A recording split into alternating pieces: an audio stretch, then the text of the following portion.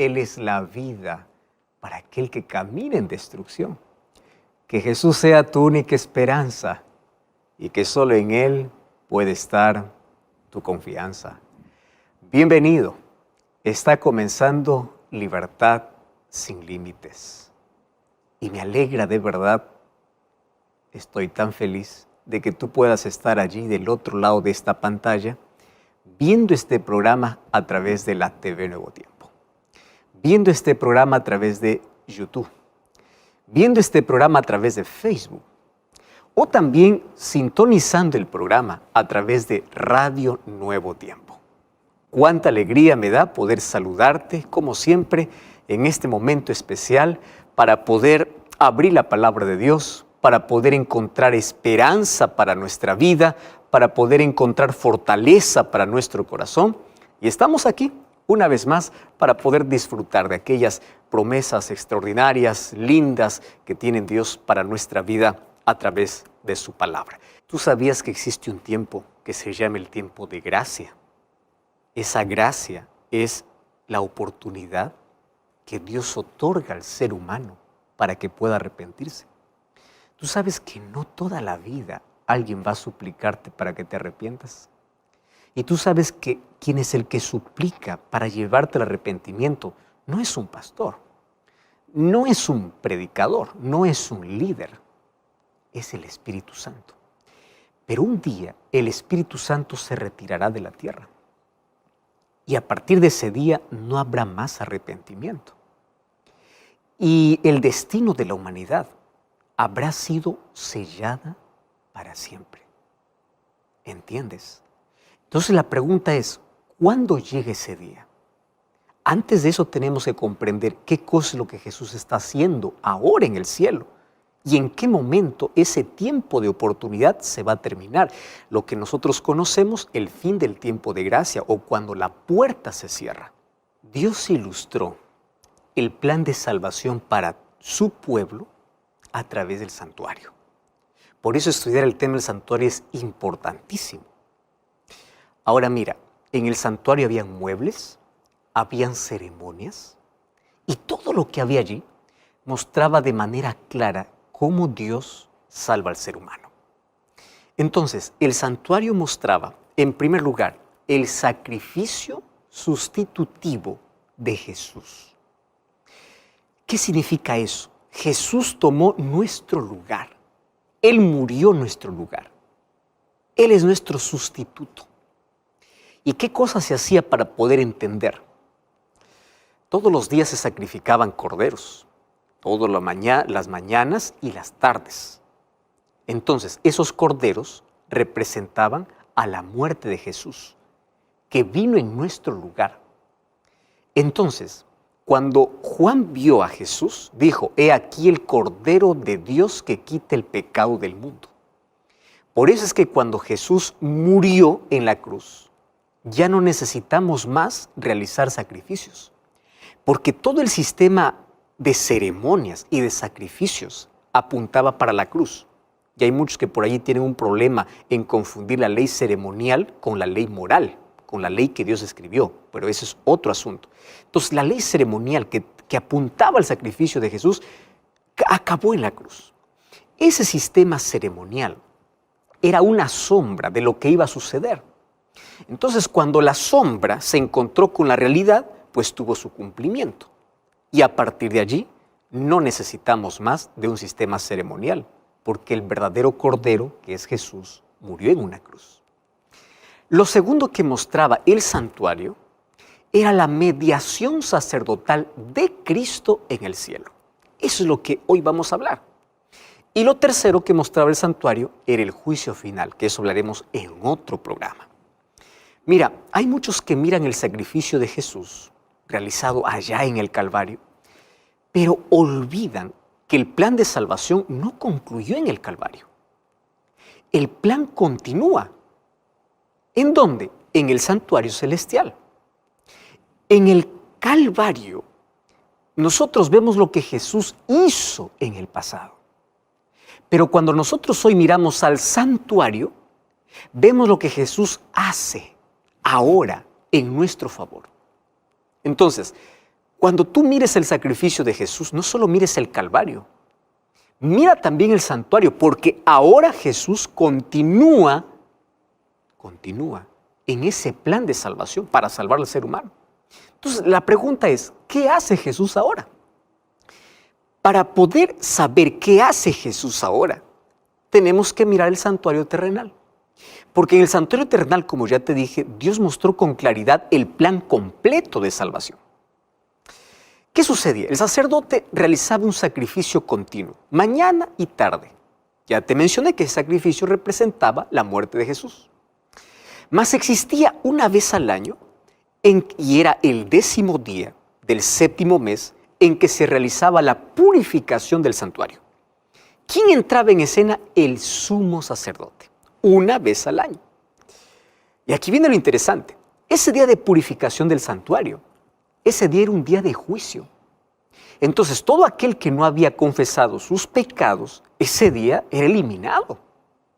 ¿Entiendes la idea de juicio de lo que sucedía allí?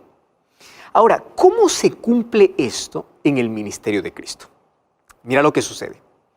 Cuando Cristo murió, allá en Jerusalén, allá en el Calvario, después de su muerte en el año 31, Jesús va al cielo.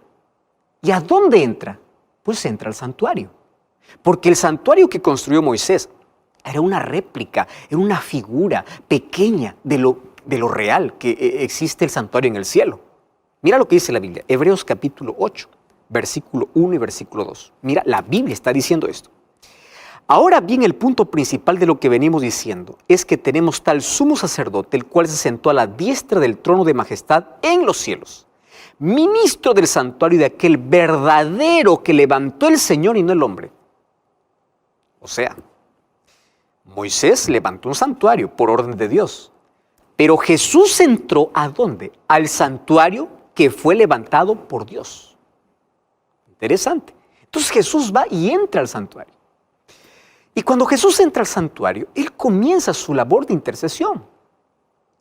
Mas Él no necesitaba presentar sacrificios como los sacerdotes terrenales. Mas ¿de qué manera hacía su trabajo sacerdotal? Allí en el santuario, Él comenzó a aplicar su sacrificio realizado a favor de aquellos que lo aceptan como su Salvador. Eso en la Biblia se llama justificación. Entonces, por eso tú vas a entender que aunque Jesús murió por toda la humanidad, no todos se van a salvar. ¿Por qué? Solamente se van a salvar aquellos que aceptan el sacrificio de Cristo. Y Cristo intercede por ellos en el cielo y aplica su sacrificio realizado en el Calvario a favor de aquel que se arrepiente y lo reconoce como su Salvador. Ese es su trabajo sacerdotal. Por eso es que el apóstol Pablo en 1 Timoteo capítulo 2, versículo 5 dice así: porque hay un solo Dios y un solo mediador entre Dios y los hombres, Jesucristo hombre. ¿Estás entendiendo lo que dice Pablo? ¿Quién es el intercesor? No es María, no es Pablo, no es un apóstol, no es la madre de Jesús. Hay un único mediador, un único intercesor entre Dios y los hombres, Jesucristo. Entonces Jesús entra al santuario para poder interceder. Es Él quien intercede. El apóstol Juan escribe en 1 Juan 2:1. Allí dice: hijitos míos, estas cosas os escribo para que no pequéis. Pero si alguno hubiere pecado, abogado tenemos para con el Padre a Jesucristo. ¿Entiendes? ¿Quién es el mediador? Jesús. ¿Quién es tu abogado? Jesús. No es otro. Entonces, ¿qué sucede? Todo pecado confesado es perdonado porque Cristo es nuestro intercesor. ¿Comprendes? ¿Y eso dónde nos mostró? Pues ya en el santuario. ¿Correcto? Ahora, ¿qué sucedía en el santuario terrenal? Porque recuerda que el santuario terrenal era una figura de lo que ocurre en el santuario celestial. ¿Qué cosa sucedía en el santuario terrenal una vez al año? ¿Recuerdas? Eso ya te mencioné. Entonces, el santuario era purificado. ¿Purificado? ¿De qué? Déjame explicarte. Durante todo el año, el pecado era transferido mediante la sangre que entraba al santuario. ¿Por qué? Te voy a ilustrar así. Cuando alguien reconocía que había cometido un pecado, llevaba su ofrenda y llevaba un cordero, vamos a colocar aquí la imagen del cordero, él no entraba hasta el santuario. ¿Sabes hasta dónde llegaba? Hasta el atrio. En el atrio, el sacerdote le daba un cuchillo, porque él tenía que matar a ese corderito. Entonces él, el pecador, reconocía su pecado, llevaba su ofrenda de sacrificio y antes de sacrificar al cordero, colocaba su mano sobre la cabeza del corderito de manera simbólica. El pecado era transferido al cordero. Por eso es que el cordero moría en lugar del pecador. Entonces, aquel que mataba el cordero reconocía que él merecía morir. De esa manera se ilustraba el plan de salvación. Entonces, ¿qué sucedía? Ese cordero que moría, la sangre era ingresada al santuario. ¿Y quién llevaba esa sangre al santuario? El sacerdote.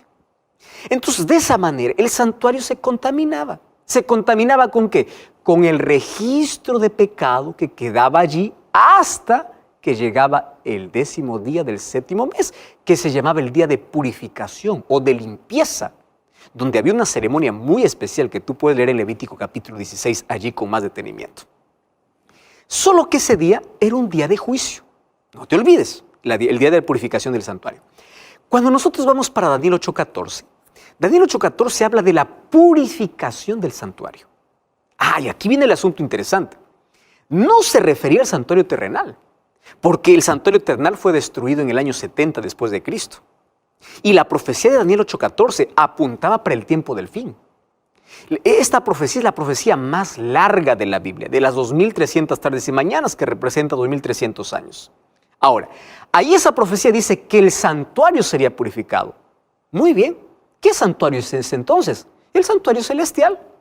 Más allí viene la pregunta, ¿es necesario que también el cielo sea purificado?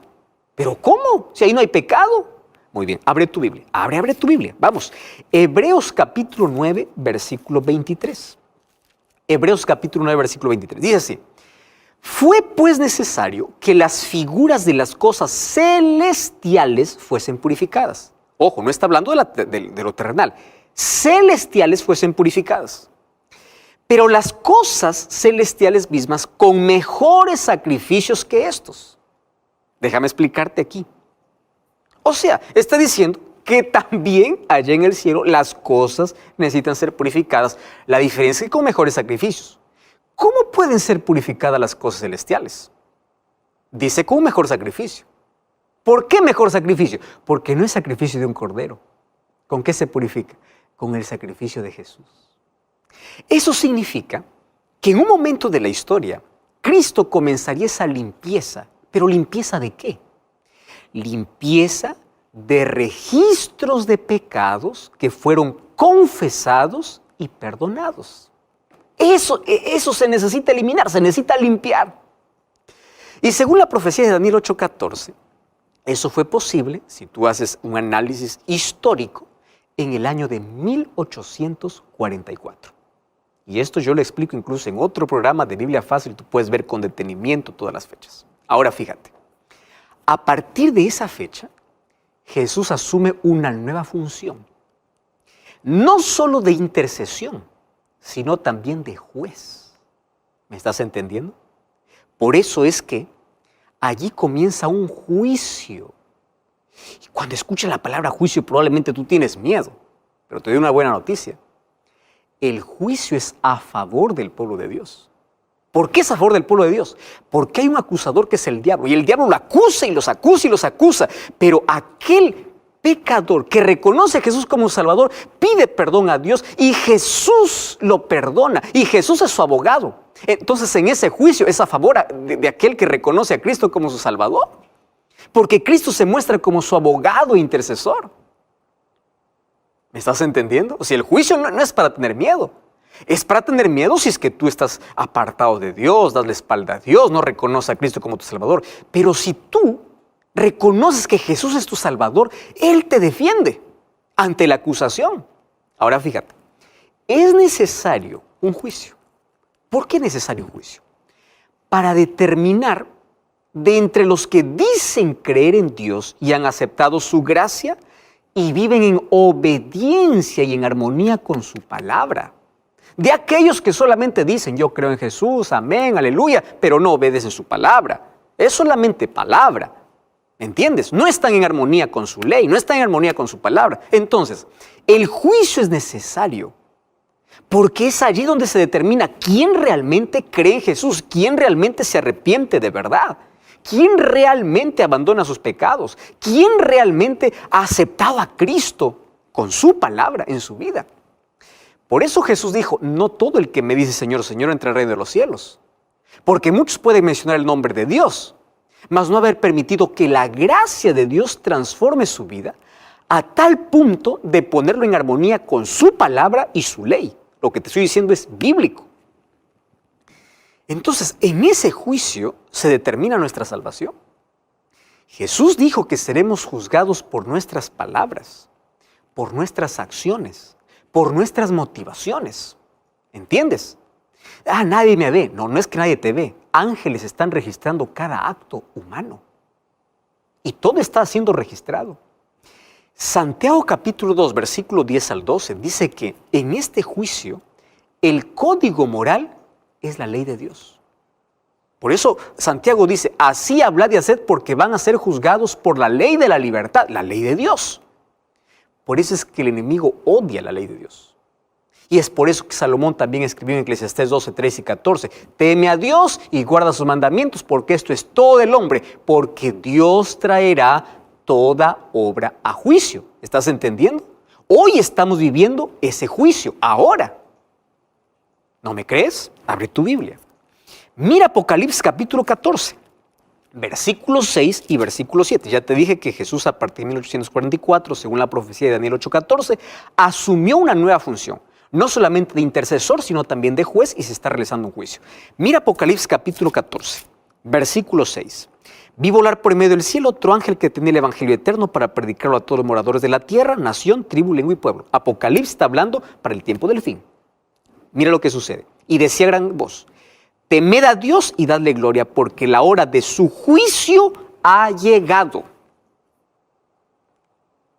¿Estás entendiendo? Adora a Dios porque su juicio llegó.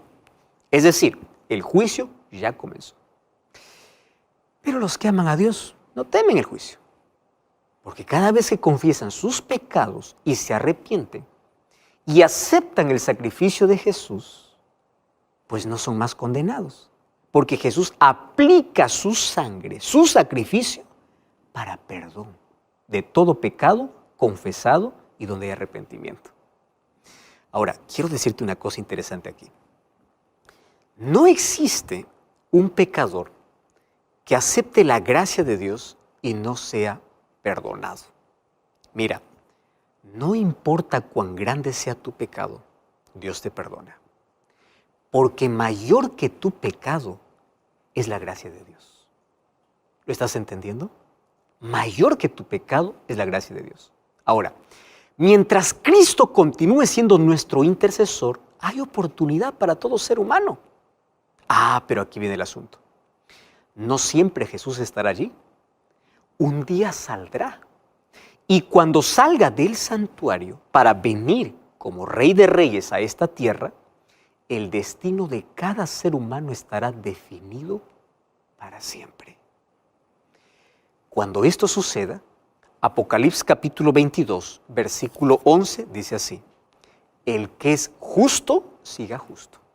El injusto continúa así, es decir, no hay más oportunidad de salvación, porque no habrá más intercesor. La gracia en el cielo habrá terminado. Cuando el juicio concluye en el cielo, Jesús vendrá aquí a la tierra para dar a cada uno conforme a sus obras. Eso es lo que dice Apocalipsis 22:2. He aquí yo vengo pronto para recompensar a cada uno. Es decir, antes que Jesús vuelva, tiene que haber un juicio en el cielo, porque allí se determina la recompensa de cada ser humano en base a las decisiones que tomó. a las oportunidades que desperdició, a la gracia que aceptó o rechazó. ¿Y sabes qué cosa? No sabemos cuándo Jesús saldrá del santuario. No sabemos cuándo termina la gracia para la humanidad. Pero mientras el Evangelio siga siendo predicado, mientras el Espíritu Santo continúe trabajando en la mente del ser humano, es porque aún existe gracia. Mas llegará un día en que no habrá más oportunidad. Nadie más te suplicará. Por eso la Biblia es clara al decir en Hebreos 3:15, si oyeres hoy su voz, no endurezcáis vuestros corazones. En otras palabras, no juegues con las oportunidades que Dios te da. No postergues la oportunidad de salvación porque es peligroso. Tú no sabes cuándo se acaba la gracia. Tú no sabes cuándo es tu última invitación. Tú no sabes cuándo es tu último día. No juegues. Un día la puerta se cerrará. Y quiero recordarte lo siguiente, que aquello que Dios cierra, nadie puede abrir. Mira lo que dice Apocalipsis capítulo 3, versículo 7. Esto dice el santo y el verdadero, el que tiene la llave de David. Llave significa autoridad. El que abre y ninguno cierra, pero cuando cierra, ninguno abre. ¿Tú recuerdas en Mateo 25? Jesús contó la parábola de las 10 vírgenes. De las 10 vírgenes, 5 estuvieron listas para la fiesta de bodas. Y las otras 5 no. Y cuando ellas fueron a buscar aceite, dice que se cerró la puerta. Y cuando se cerró la puerta, por más que tocaban, nadie más podía entrar. Qué triste, ¿verdad? ¿A qué se está refiriendo? Cuando Cristo también cierre esa puerta en el cielo, a lo cual llamamos el fin de la gracia. ¿Recuerdas que Jesús dijo que su venida será como en los días de Noé? En Mateo capítulo 24, versículo 37-39 dice, como en los días de Noé. Ahora, quiero decirte una cosa. Antes del diluvio, después que Noé entró en el arca, Dios cerró la puerta. Génesis capítulo 7, versículo 16, dice que fue Dios quien cerró la puerta. Y durante 7 días, antes que caiga el diluvio, la puerta estaba cerrada y la gente no sabía que su sentencia estaba determinada, que no había más oportunidad. Lo mismo sucederá ahora y nadie sabe cuándo ocurrirá ese día en el cielo. Mas sí sabemos que existen otras dos maneras que se pueden terminar las oportunidades de salvación para nosotros.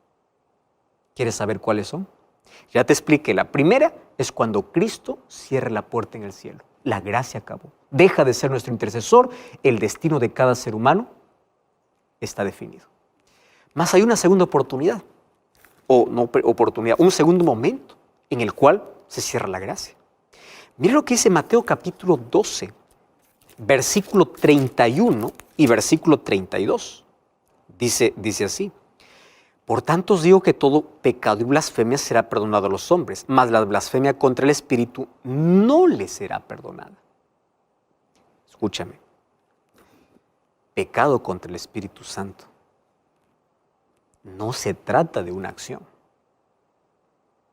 ¿Qué cosa es pecar contra el Espíritu Santo? Es el continuo rechazo, donde te acostumbras a abrazar el pecado y a despreciar a Cristo. Entonces llega un momento que en lugar de arrepentirte, comienzas a justificar el pecado. Y te recuerdo, si el pecado no es confesado, no es perdonado. O sea, mientras tú tengas necesidad de cambiar, mientras tú estés incómodo con tu forma de ser, mientras tú reconozcas que eres pecador, no importa cuán bajo hayas caído, hay perdón para ti. El problema está cuando tú te acostumbras y te aferras tanto al pecado y el Espíritu Santo continúa trabajando en tu vida, continúa llamando, pero tú no lo escuchas.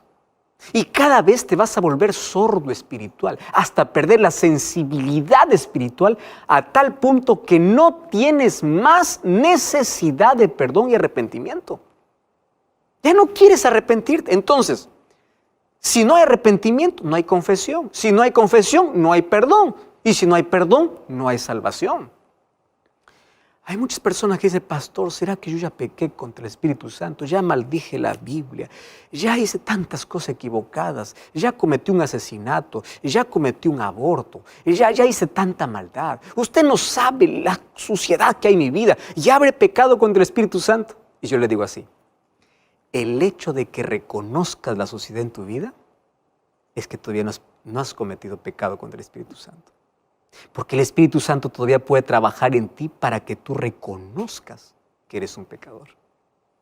Ahora, hoy existe arrepentimiento, ¿correcto? Porque el Espíritu Santo actúa.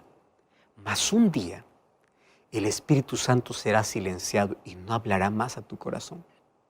Y cuando eso suceda, el ser humano queda bajo el control completo del diablo. Qué triste, ¿verdad? Y eso sucederá también cuando la gracia se cierre en el cielo. El Espíritu Santo se retirará de la tierra, ya no más convencerá de pecado. Y es por eso que vendrá la mayor angustia sobre la tierra. Eso vamos a ver en un próximo programa. Ahora fíjate, existe otro momento en el cual la gracia termina para el ser humano. Ah, pastor, ¿qué otro momento? Sí, ya vimos. El primer momento es cuando Jesús sale del santuario. ¿Correcto? El segundo momento es cuando hay pecado contra el Espíritu Santo. Cuando tú ya te acostumbraste al pecado, ya no tienes necesidad de perdón. Ya no quieres ni siquiera confesar tu pecado.